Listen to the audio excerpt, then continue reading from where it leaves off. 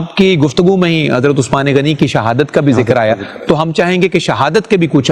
جو احوال ہیں مفتی صاحب آج کے اس پروگرام میں ہم شامل کریں، تاکہ ہمارے آج کے ویور کو بھی پتہ چلے کہ کس مظلومانہ انداز میں حضرت عثمان غنی جو ہیں وہ اللہ کی بارگاہ میں حاضر ہوئے ہیں۔ تو اس حوالے سے کچھ احوال ہم آپ سے جاننا چاہیں گے، ایک مختصر سے وقفہ۔ ویلکم بیک ناظرین، پروگرام ذو النورین میں آپ کا خیر مقدم ہے۔ حضرت عثمان ابن عفان رضی اللہ تعالی عنہ کے یوم شہادت کی نسبت سے ARY ٹی وی پر ان کی خدمت میں ہدایہ نیاز پیش کرنے کا سلسلہ، آج یہ 5واں پروگرام ہے جو مسلسل آپ کی خدمت میں ہم پیش کر رہے ہیں۔ میں سوال عرض کر چکا، وقفے میں جانے سے پہلے مفتی صاحب سے میں جواب کا طالب جناب۔ بسم اللہ الرحمن الرحیم، اللہم صلی علی محمد وعلی آلہ وصحبہ وسلم تسلیما۔ محترم جناب صفدر محسن صاحب، آپ نے ماشاءاللہ حضرت سیدنا عثمان بن عفان رضی اللہ عنہ کی شان و سوانح کے حوالے سے جو گفتگو فرمائی وہ ہمارے لیے ایک بہت بڑی گفتگو ہے، اور اس میں گفتگو کرنا ایک ایسی عظیم شخصیت کے بارے میں جس نے اسلام کے پودے کو آپ جاری دی ہے۔ درست ہے۔ اور آپ کے مالی تعاون سے ہی مسجد نبوی شریف کا تخم اور بیج جو ہے ابوبکر صدیق نے رکھا، مگر اس کی وسعت کے لیے آپ جاری حضرت عثمان غنی نے کی۔ کریم آقا صلی اللہ علیہ وسلم کے سارے صحابہ کو مالی معاونت کی جب بھی ضرورت پیش آئی آپ نے عطا فرمائی۔ اور جہاں تک آپ کی شہادت کا تعلق ہے، در حقیقت یہ ایک سازش ہے۔ آپ دیکھیے کہ حضرت عبداللہ بن سلام رضی اللہ عنہ ایک عظیم ہستی ہیں، اور ان کے بارے کہا گیا کہ کان حبر العلماء فی الیہود، بالکل حضور کی آمد سے پہلے پوری یہودیت کے اندر روئے زمین کے سب سے بڑے عالم مانے جاتے تھے، مگر آپ انتہائی کم گفتگو کرنے والی شخصیت تھے۔ لیکن حضرت عثمان غنی کی شہادت کے بعد موجب طبرانی کی حدیث پاک موجود ہے کہ آپ نے ارشاد فرمایا کہ قد یقتل عثمان، حضرت عثمان کی شہادت ہو گئی ہے، اور فرمایا کہ قد فتح الباب الفتنہ، یہاں سے ایک فتنے کا باب کھل گیا ہے، لا تزال اللہ میری توبہ الى یوم القیامہ، فرماتے ہیں کہ یہ ایسا فتنہ ہے جو قیامت تک کبھی ختم نہیں ہو سکتا۔ جی آپ دیکھیے کہ کس قدر سچی بات ہے، حضرت عبداللہ ابن سلام کی 1400 سال گزر گئے، آج تک وہ بات اسی طرح ہے، یعنی وہ یکجہتی نہیں آ سکی جو اس زمانے کا اس قدر دنائی رکھنے والی شخصیت حضرت عبداللہ بن سلام کے یہ الفاظ تھے۔ تو حقیقت یہ ایسی ہے کہ آپ کی شہادت اسلام کے اندر بہت بڑا المیہ ہے، اور روایت کے اندر آتا ہے کہ جب آپ کو معصور کیا گیا آپ کے گھر کے اندر، اور یہ محاصرہ 40 دن کی روایت عام طور پہ بولی جاتی ہے، اور کئی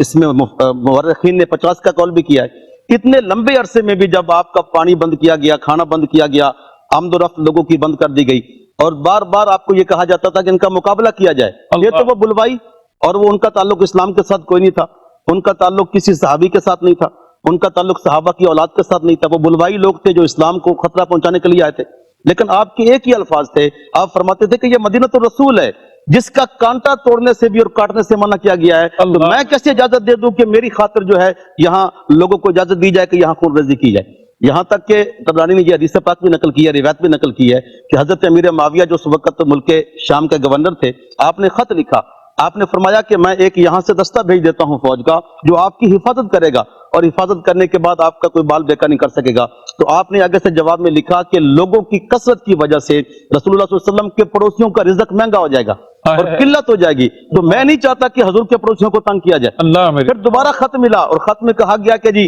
اب میں ایک دستہ بھیجتا ہوں جو آپ کو باحفاظت ملک شام لے کے آ جائے، اور یہاں کوئی آپ کی طرف میلی آنکھ نہیں دیکھ سکتا۔ تو آپ کے بڑے کمال کے الفاظ تھے، فرمایا انی لا ابیو جوار رسول اللہ صلی اللہ علیہ وسلم ولو قطیا انہوں کی، آپ فرماتے ہیں قسم بخدا رسول پاک صلی اللہ علیہ وسلم کا پڑوس ایک لمحے کے لیے نہیں چھوڑ سکتا چاہے میری گردن کٹ جائے۔ اللہ کریم آقا صلی اللہ علیہ وسلم نے اس شہادت کی خبر خود بھی دی تھی، جیسے جامع ترمذی شریف کی صحیح حدیث پاک ہے، حضرت عبداللہ بن عباس فرماتے ہیں ذکر رسول صلی اللہ علیہ وسلم الفتنہ تھا،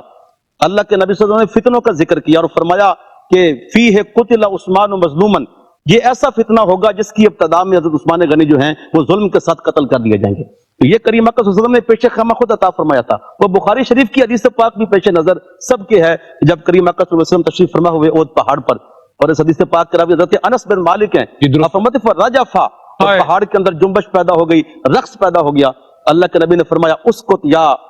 احد، اے احد ٹھہر جا، اور ایک حدیث پاک کے اندر آتا ہے کہ آپ نے پاؤں سے ٹھوکر بھی ماری، اور ٹھوکر مار کے آپ نے فرمایا رک جا، فَإِنَّ عَلَيْكَ نَبِيٌّ وَصِدِّيقٌ وَشَهِيدًا، تیرے اوپر اس وقت ایک نبی جلوہ گر ہیں، ایک صدیق جلوہ گر ہیں، اور 2 شہید جلوہ گر ہیں، اور ان تینوں ہستیوں کے اندر ابو بکر صدیق تھے، اور حضرت عمر اور حضرت عثمان دونوں شہید تھے۔ تو کریم آقا صلی اللہ علیہ وسلم نے اس شہادت کا خود پیش خیمہ بیان کیا ہے، اور یہ آپ کے جو گھر کا محاصرہ تھا وہ صرف اسلام کو نقصان پہنچانے کے لیے تھا. یہ پیغام لوگوں کو تک جانا چاہیے. یہ اللہ معاف کرے کسی کی سازش مسلمانوں کی طرف سے نہیں تھی، بلکہ یہ سازش پیدا کی گئی تھی اسلام کے اندر رکھنا پیدا کرنے کے لیے. اور جس کا عبداللہ بن سلام انہوں نے، کیونکہ آپ یہودیت سے آئے تھے اور آپ جانتے تھے اس فتنے کو، آپ نے